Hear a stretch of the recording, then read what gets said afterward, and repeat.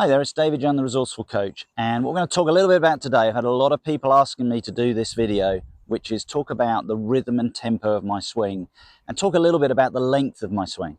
Okay, I think people pick up on my videos, it never looks like I'm trying to hit the ball hard. And I'm going to go through a couple of things that I had early on in my golfing life that were causing me problems and what I did to get rid of those and how important rhythm and tempo became in my game. So that's what we're going to sort of look at today. Get the idea of what happens and the influences for me that made the difference in my swing and how that helped me to get the results that I want. So for me, if I'm honest, the most important thing in my swing when I play is that rhythm and tempo. If I feel everything's coordinating nicely together, I generally hit the ball well, I have consistent games and I have good results, which is what I'm looking for. And I found that when I was a junior golfer, I started golf fortunately at the age of 7, played regularly. By the time I was about 12, playing sort of quite a lot, practicing quite a bit, and I would play at least once a week down at the golf course. And unknown to me, and around about that age, I was shown my swing for the first time. And I always had one major fault in my golf shot, is that I would hit a lot of golf balls right of the intended target. That was my bad shot. And all of a sudden I saw myself on video for the first time. And the first thing that shouted out at me is I had a massive overswing. I would get here, my swing would be right around here. And from there, it looked as if, I had no chance of getting back to the ball consistently in control of what I was looking to do. So that was the first thing I noticed. And if we look at one particular golfer, the only reason I can put this down to is when I was a young golfer, all my golf clubs were cut down from adult clubs. There weren't really junior clubs back then. We're going back into the early 1980s.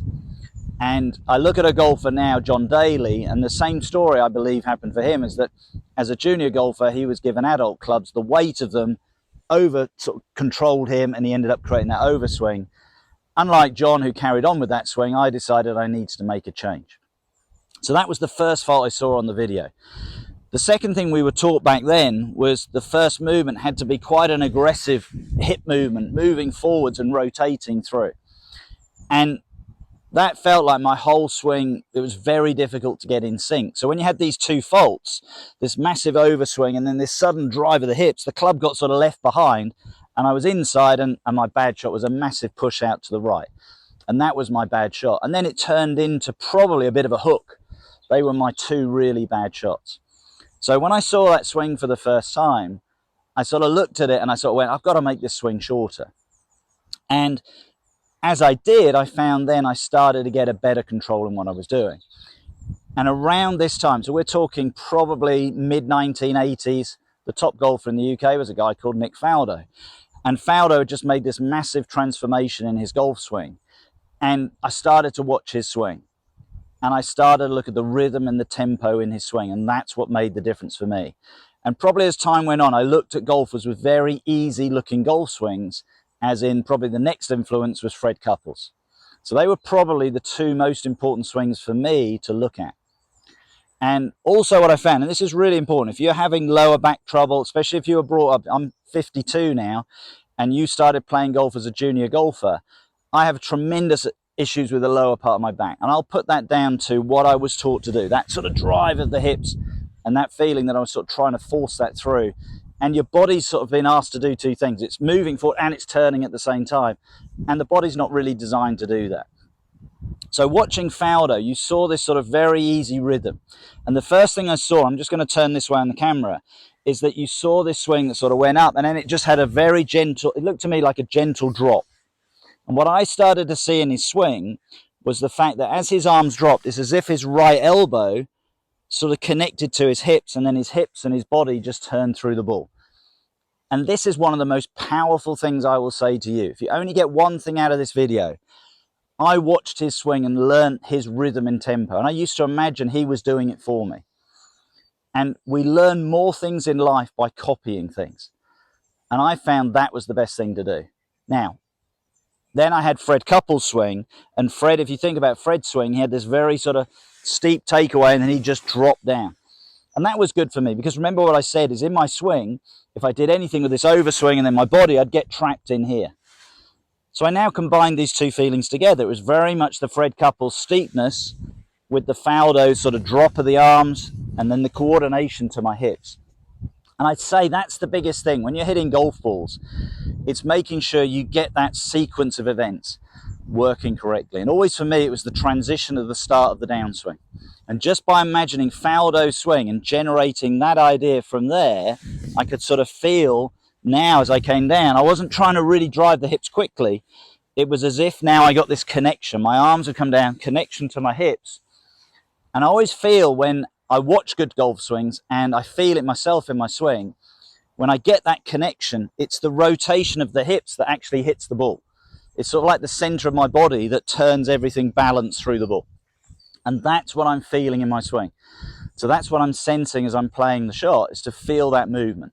So I go back and look again back at what my dad taught me, and I find I could get that rhythm quite easily. Firstly, my dad always gave me, I had a forward in my bag, still have a forward in my bag now, and probably an 8 or a 9 on. I could get that rhythm and tempo. But the shots I still struggled with were the power clubs, the driver and the long irons.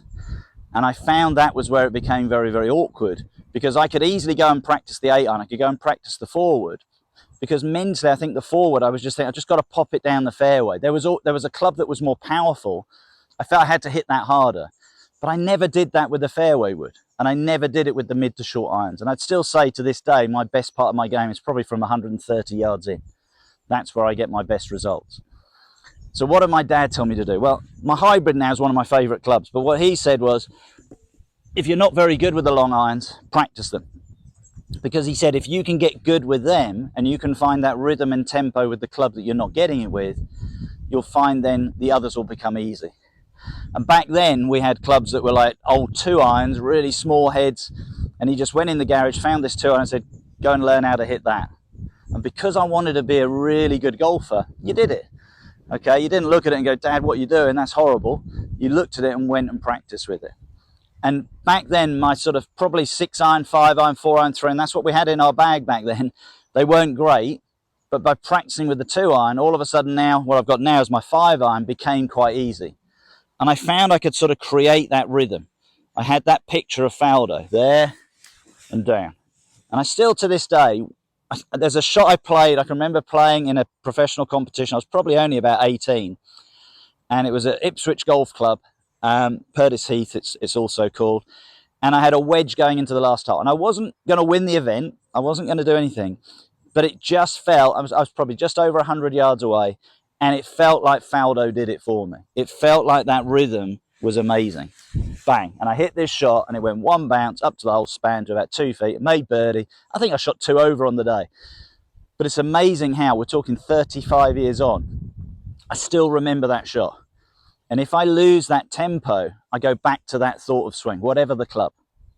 And that's the important thing to do. Remember that swing. I think this is what golfers don't do. You're not remembering the things that you've had before and how you can use them. We tend to remember the bad things and take them into the next game. And what's really important, as I said, that Faldo swing for me, if I can then generate that feeling. Now, I haven't hit a golf ball this morning. This is quite early on a morning here. I'm out here early before the golfers get out here. Can I visualize Faldo swing with a 5 iron? Normally, I wouldn't have hit this is the first shot of the day. And I just want to create that rhythm. I just want to create that feeling from there, nice and balanced. I just imagine there and then Faldo's drop. And all I'm imagining now is my hips rotating through, nice and balanced through the shot. And you keep using this word, balance. Okay, I want to feel the shot. I want to sense that rhythm. And all I was then after, once I got that, was center contact on the ball.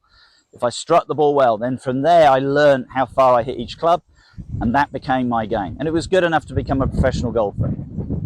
Now, you may not be looking to get to that level, but go and watch the guys from the 80s and the 90s. Watch the top lady golfers now. Look at their rhythm and tempo. Don't look at Hovland. Don't look at DeChambeau. Don't look at Rory. Okay? Look at, who can you look at nowadays? Probably a Justin Rose is a great swing. Okay? But it's rhythmical. So I grew up, as I said, with these rhythmical swings like Faldo, Couples, then Els, Luke Donald, these players. So I'm just going to imagine that swing. Let's just hit 2 or 3 balls down here for you. And we're just saying, look, this is the first swing of the day. Can I imagine Faldo's swing, tempo? Good. And for me, for a 5-iron, that's a solid golf shot. I'll take that all day long. So we're just creating that rhythm. You can see from the length of my swing, let's grab a couple more balls, that I'm not trying to wrap the club around the back of my neck. I just want solid connection on the ball to get that golf ball flying away. As long as I do that, I'm doing okay. I'm moving it down the hole, okay? And for me, nowadays, I mean, I've got a little bit of sort of back and neck issues. If I can hit my 5-iron around about 180, 190, that's brilliant. That will work brilliantly. I can go and play scratch golf with that because I can take a hybrid if I want to go a bit further. But let's imagine again, Faldo's there for me. He's helping me create that rhythm and tempo. And that one was even better. That really did feel like Faldo was there. Boom. I got that sensation and the strike felt so much better. So I know if I can do that now with that sort of club, then same feeling. I'm going to one of my favourite clubs, my hybrid nowadays, but I'm just going to imagine the same thing. So this is why I have success, and this is really important. People look at my videos and go, oh, you keep repeating yourself. I repeat myself because the importance is to get you guys to understand what to do. When I'm on the golf course with people, you say to them, do this, and you remind them before they play the shot, they generally do it. You go to the next shot and don't say a word, they fall back into their old habit. Next shot, you go, no, remember to do this. Next shot, remember to do this. It's getting that process, thought process correct. So I know I get a few people go, oh, you seem to talk a lot. But actually there's a reason for it, because we're just reinforcing what we're talking about. We're back to that rhythm and tempo. We're back to Nick Faldo is making the swing for me. That's what I'm imagining. You learn more from copying than anything else in your lifetime. So, Mr. Faldo, do it for me. And the lovely thing about those 3 shots, they all came pretty central out of the club face. That means the ball's going to be going down that hole a pretty decent distance. It's going to get me the result that I want. And if I can do that consistently, then I'm going to play to the level I want to play to. I hope you've enjoyed that video. It's talking a little bit about my golf swing. And as I said, people have asked me to do this, so I hope you've enjoyed that. But that's what works for me. It was getting rid of those 2 faults, the feeling of the overswing and the body out racing my arms. Once I got rid of that and had the vision of Faldo and Couples, it made such a difference to my game. And then the rhythm and tempo, the consistency of the strike just improved. And I started seeing the results. Here I am today as a professional golfer from their help, my imagination and their help. Thank you for watching today's video. If you enjoyed it, please share it with your friends. Please subscribe to my channel, and I look forward to seeing you soon.